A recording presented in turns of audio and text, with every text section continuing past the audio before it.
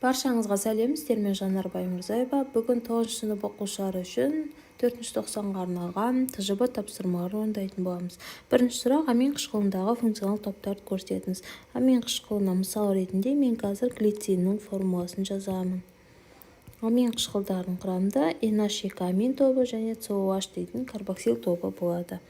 Карбоксил және амин деген С нұсқасы дұрыс болады. С дұрыс бірде.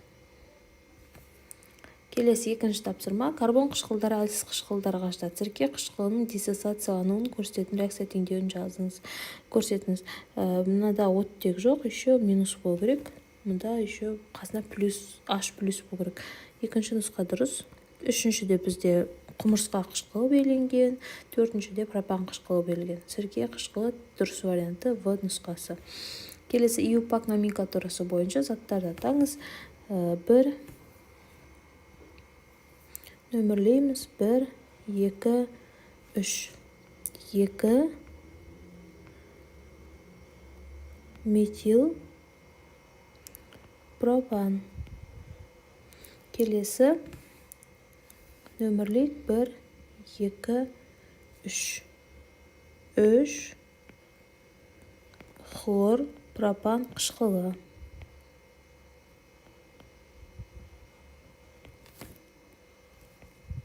Фенил дегеніміз бензолдың радикалы, міне. Этанон болу үшін сондай қосылыс болу керек. Келесі 2 метил пропанол 2.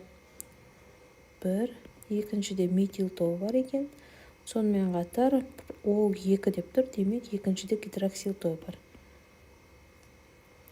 Бәрін орындап болдық. Келесі бутен 1 молекуласы кеңістіктік және класс-аралық изомерлер түсе алады. Осыларды жазу керек. Кеңістік изомерлерін жазайық.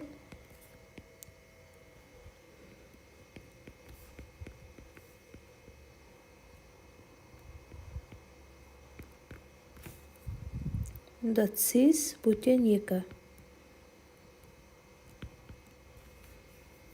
Келесі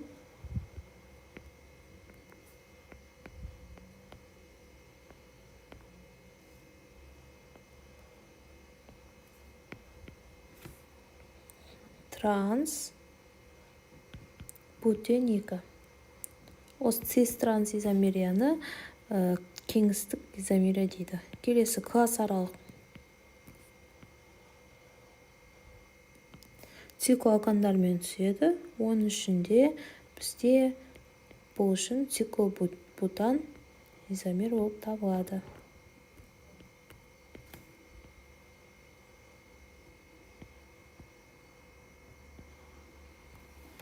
Келесі тапсырма: белгісіз X органикалық зат жанғанда көмір қышқыл газын және су түседі. X заттың құрамында 80% көміртек және 20% сутек атомдары бар. Енді қарайық. CXHY деп белгілейміз. Осы жерде X пен Y-ның қатынасы тең болады. 80%-ді бөлеміз. Бірінші X дегеніміз көміртекке тиесілі, оның атомдық массасына. 20 деген сутекке тиесілі, сол үшін бірге бөлеміз. 80-ді 12-ге бөлетін болсақ 6-66. 20-ны бірге бөлсек 20-ның өзі тең болады 1 бөлінген 3. Үшінде ең кіші сан 6-66-ға бөлеміз. Енді бізде салыстырмалы тығыздық берілген, молекулалық массасы берілген. Енді табамыз. Молекулалық масса бөлінген молекулалық масса. Эмпирикалық формула бізде CH3 жоқтыр. Осыны бөлеміз. XHY. Бізде 30 шықты. Эмпирикалық формуланың 15. Демек 2 көбейтеміз. C2H6 этан формуласы. Енді этанның жану теңдеуін жазайық. C2H6 плюс O2 тең болады CO2 плюс H2O. Көміртек санын теңеспейтін сияқты қазір 2 еселеп алайық. Оттектің алдына қазір бөлшек сан тұрып қалуы мүмкін. Енді дұрыс болды. Келесі алкен және алкен қанықпаған көмірсектерге жатады. Екеуі де галогендермен реакция түседі. Алкен мен алкиннің қарапайым қосылыстардың формуласын жазыңыз және оларды атаңыз. Бірінші алкен үшін жазайық. Этен CH2 CH2. Этин алкен үшін, немесе оны ацетилен деп атаймыз.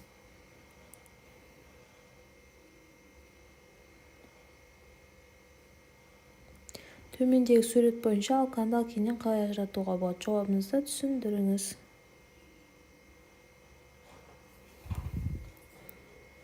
Алкен бром суын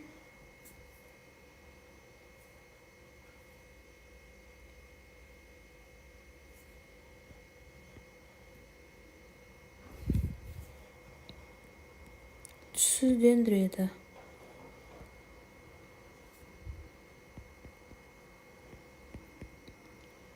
Ал алкан өзгеріске ұшырамайды.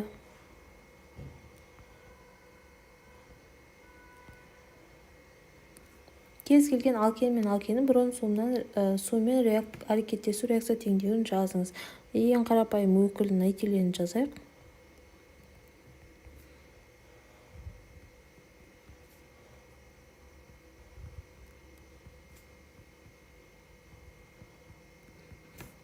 Бір, екі диброметан.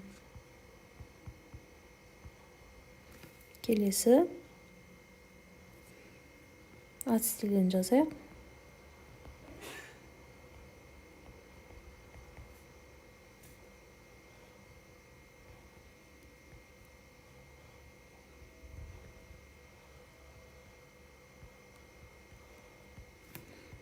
Бір, екі, тетрабром этан. Келесі алкендердің құрамында қос байланыс болғандықтан полимерлену реакцияларына оң нәтиже. Пропеннің полимерлену реакциясын жазыңыз және қолдануына мысал келтіріңіз. Пропен CH2 CH3 N деген сөз жазамыз. Енді қос байланыс үзіледі бізде. CH3 төмен түседі. Полипропилен алынады. Енді қолдануы. Пластмасса жасауда, парфюм жасауда,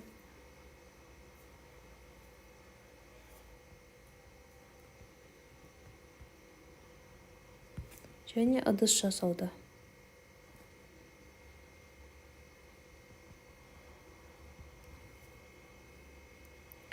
Елімізде биоотын өндірісі қарқынды дамып келеді. Биоотын биологиялық қалдықтарды қайта өңдеу арқылы биологиялық шикізаттан алынатын отын. Биоэтанол биоотынға жатады. Төменде суретке қарап биоотынның артықшылықтары мен кемшіліктерін сипаттаңыз. Реакция теңдеуін жазайық. Биоотын, биоэтанол артықшылығы. Міне қарап тұрсақ, қоршаған ортаға газ көміртек бөлініп тұр артықшылығы. Көмірқышқыл газы мен су сарқылмайды. Көп энергия керек екені үшін жазайық соларды. Артықшылықтары.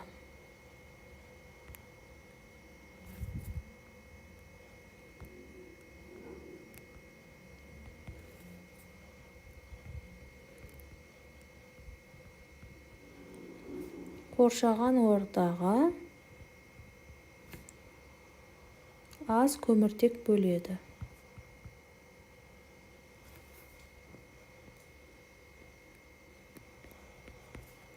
Жану өнімі көмірқышқыл газы және су сарқылмайды.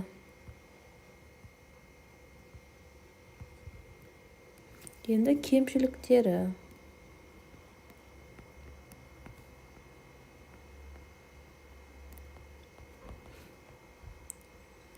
үшін көп энергия керек.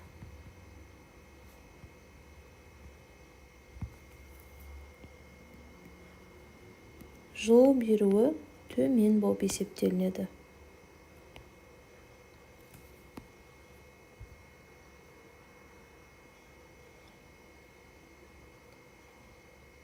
Енді бізде жаңа реакция биоэтанолды алу жағын реакция теңдеуін көрсетіңіз. Реакциясын жазып қояйық.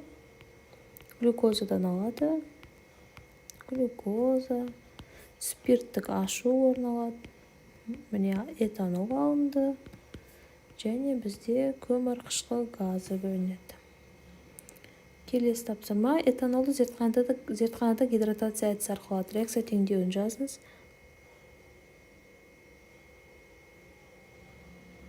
Этиленнен алады.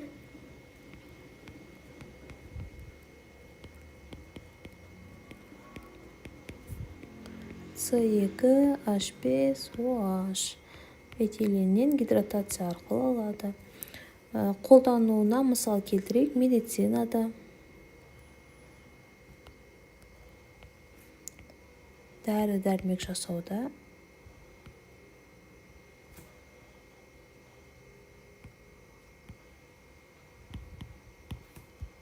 еріткіш ретінде қолданылады.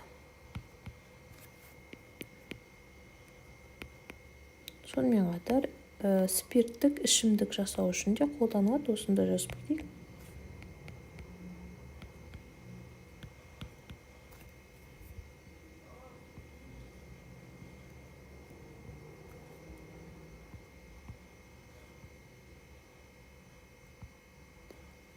Келесі, нәруыз адам ағзасына аса қажет қоректік зат. Нәруыздың қызметі қандай? Нәруыздың қандай қызметі бар? Нәруыз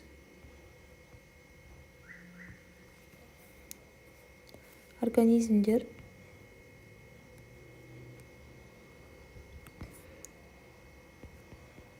тіршілігінде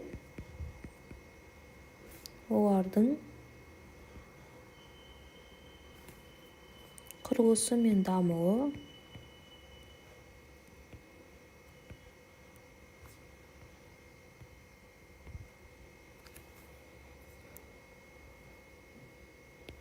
мен зат алмасуына қатысу арқылы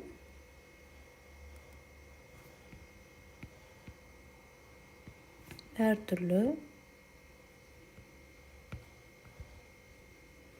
және өте маңызды қызмет атқарады.